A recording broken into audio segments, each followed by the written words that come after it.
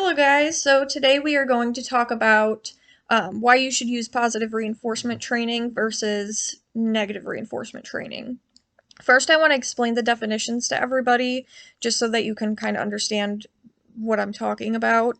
So, positive reinforcement training is when the dog is rewarded with things he or she likes and involves getting a reward or reinforcing a desired behavior the exact moment the dog performs it in order to increase the likelihood that he or she will do it again. Some examples of this would be high value treats, attention, playing, sniffing, going for a walk, anything that's positive that your dog likes. Negative reinforcement involves taking something the dog doesn't like away as soon as he or she performs the desired behavior. So, an example of this would be the pressure from a choke chain is released or an electric collar stimulus stops. Negative punishment is when something the dog finds pleasant goes away. So, for example, a treat. So, say I'm trying to get my dog to sit, and I'm using a treat to get them into that sit position, but they're not doing it. So I'm going to turn my back on the dog and take the treat away, and then we restart. Positive punishment is when something the dog finds unpleasant starts. So, for example, the pressure of a choke chain. It has been scientifically proven that positive reinforcement and negative punishment are now the most effective way of training. Not many people know that, but it is true. So, all negative reinforcement and positive punishment will do is cause the behavior to become worse. There are so many people I've had come to me after working with trainers that use negative reinforcement, positive punishment, that now have a fearful or aggressive dog, which could have been completely avoided if they had just used positive reinforcement. So, for example, I was teaching a group class, it was the first week. All the students are coming in with their dogs, and there is one dog that is off to the side of the door. She is growling, she is lunging, she's barking, and she had a pinch collar on.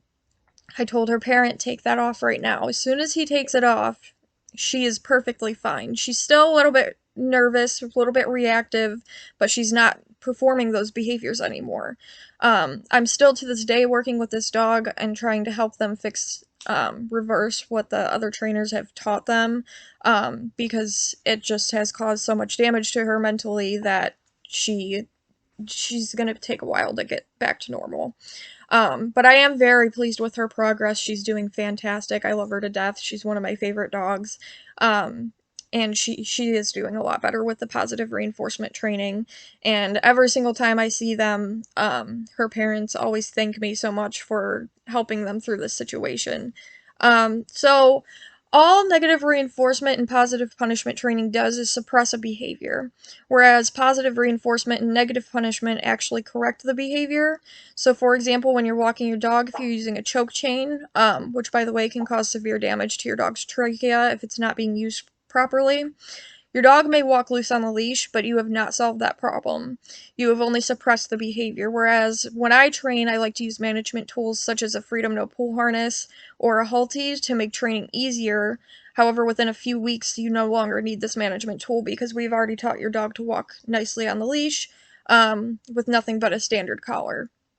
So, I do strongly believe that many people resort to negative reinforcement and positive punishment because they see quick results, but realistically, you've done nothing but teach your dog to fear you, and suppressed that behavior. So that behavior is still there, it's not gone, it's just been suppressed. The goal with training is to get your dog to want to work for you.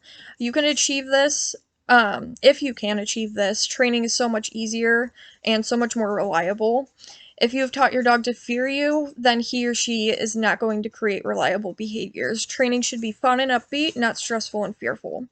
If you find yourself a good positive reinforcement trainer, you will be amazed at what your dog is capable of and how much your dog truly does want to work for you. So if you guys have any questions about anything that I just talked about, please leave a comment.